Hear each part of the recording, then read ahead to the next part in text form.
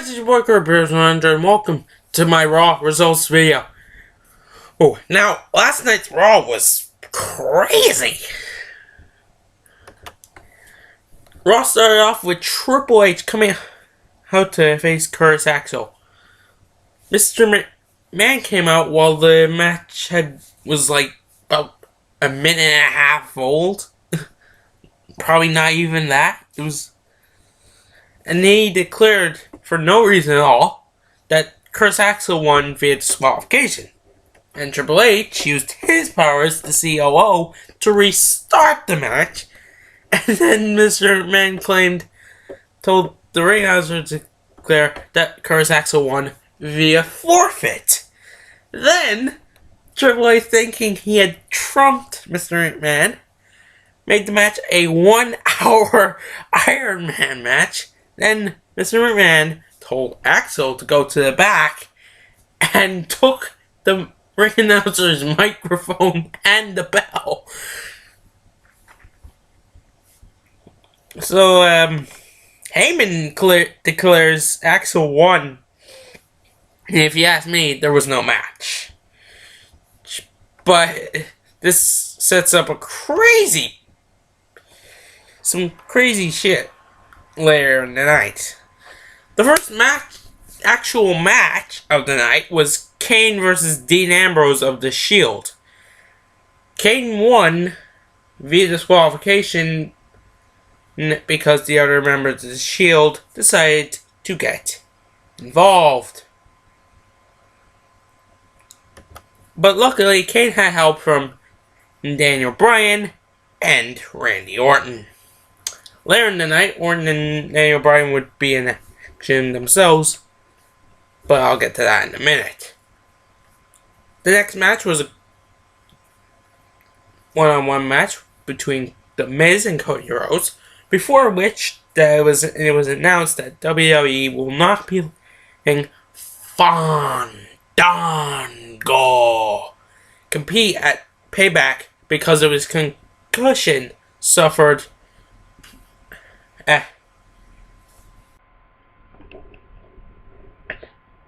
in his last match on SmackDown last week.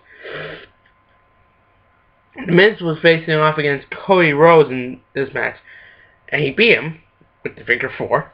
Wade Barrett was on commentary.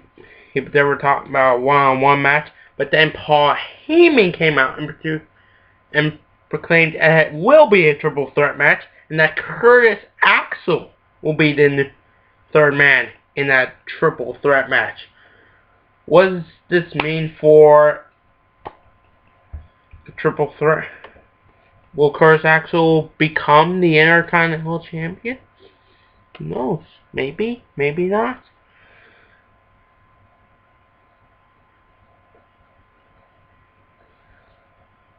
The next was a segment between Chris Jericho and the returning Dolph Ziggler.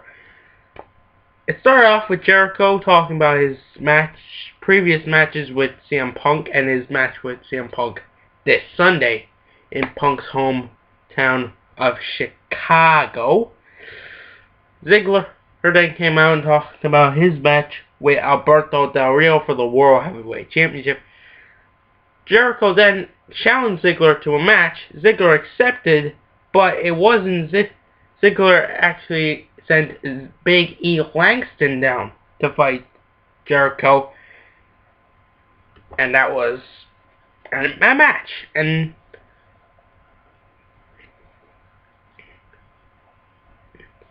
Chris Jericho picked up the victory and gave an assist to the #1 contender for the World Heavyweight Championship. Yes, Alberto Del Rio.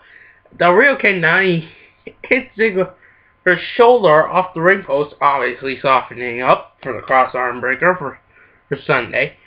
This distracted Big E, allowing Jericho to get his win. When Big E was going for like a splash on Jericho in the corner, Jericho had enough strength or stamina or whatever you want to say to get out of the way. Langston hit top turnbuckle, turn around into a code breaker and got the 1, 2, 3. for the victory. So Jericho walked away with the victory and a bit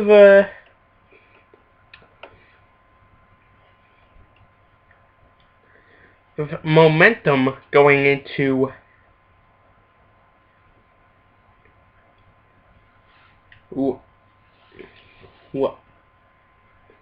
his match with Punk at Payback.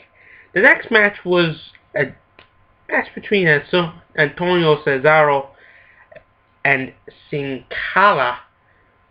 Sin Cara, well, let's be honest,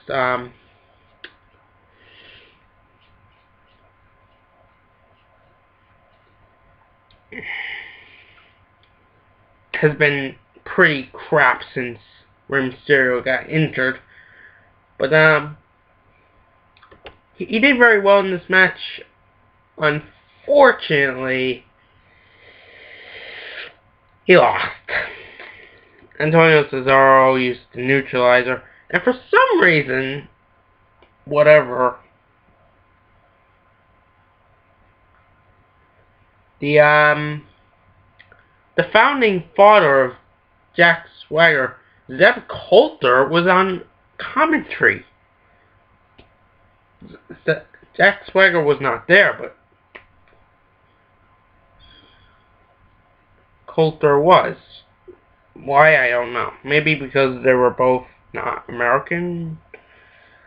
I actually haven't seen Swagger since in a few weeks. Anyone knows that? He hasn't been on Raw since. We haven't seen him since he lost a match to Randy Orton. That was the last match I saw him compete. He lost a match to Randy Orton a few weeks ago. That was the last time I saw him. Speaking of Randy Orton, he was in the next match against another member of the Shield, Roman Reigns. There was a vote on WWE.com, on the WWE app earlier in the night, which Shield tag team title member would take on Daniel Bryan. The WWE Universe chose Seth Rollins. That match would follow this match. This match ended in a no contest because Seth Rollins and Daniel Bryan both got involved, which led to Bryan and Rollins. Bryan picked up the victory thanks to Randy Orton.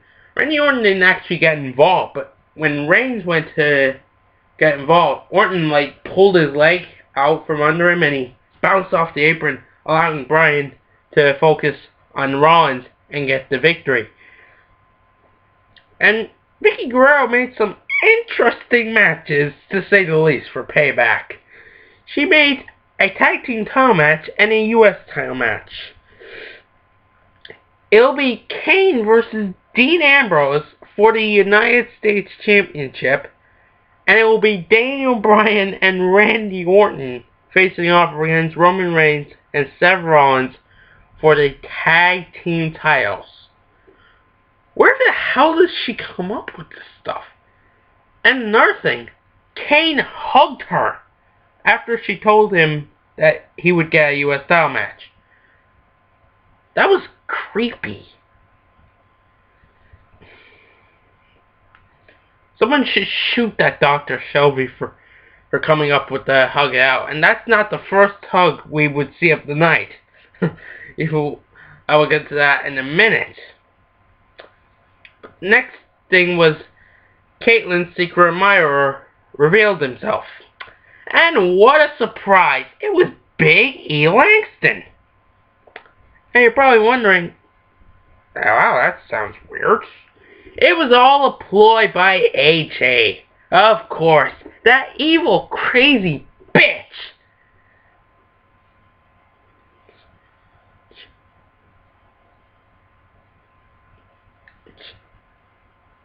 AJ also revealed that the Diva title match will be this Sunday at Payback.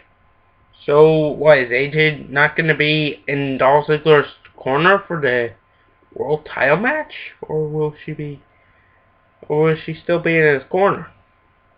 I guess we'll have to wait and see.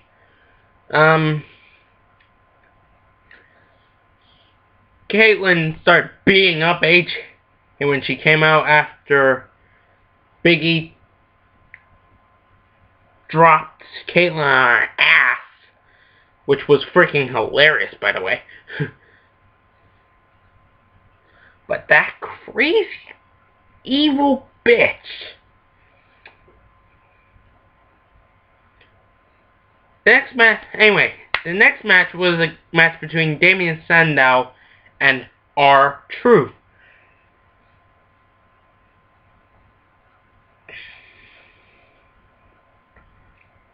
Sandow defeated R-Truth. After the match, Sheamus came out because a match has been set that Sandow will take on Sheamus at Payback on the pre-show.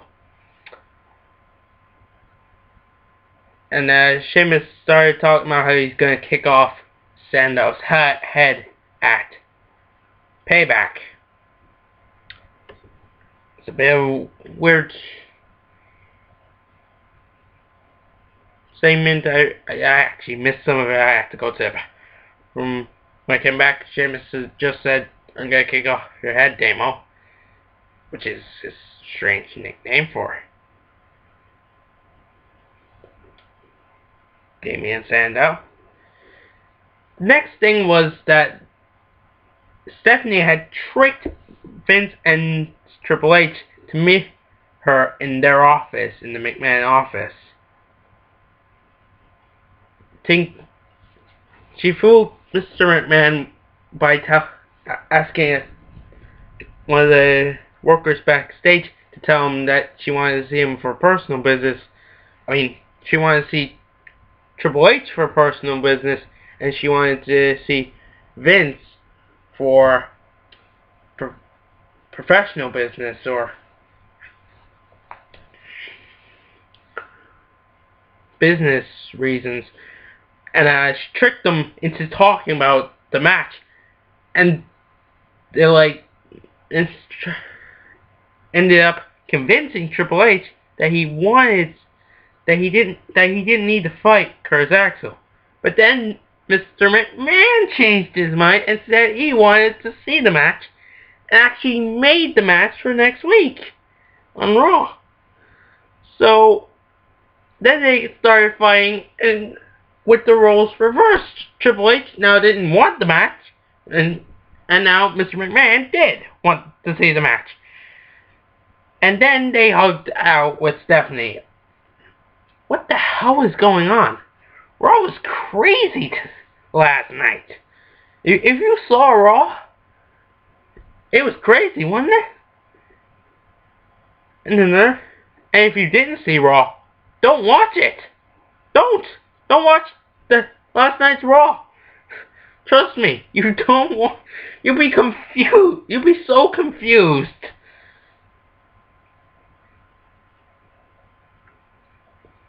The last thing was a face-to-face confrontation between WWE Champion John Cena and Ryback.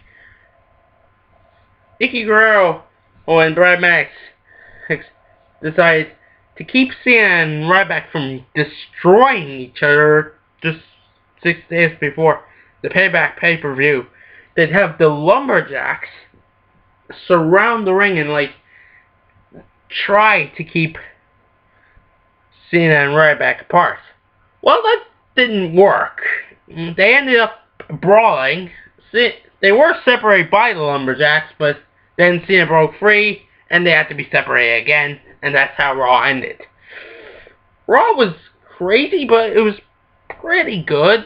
But I wouldn't recommend watching it because it was just so damn crazy. If you saw Raw, leave in the comment section below what you thought of it. And are you looking forward to Payback so far? Do you think there'll be any more matches added? Probably not. Every title has been set for a match. And all the big superstars are set in matches. So we shall see what will happen.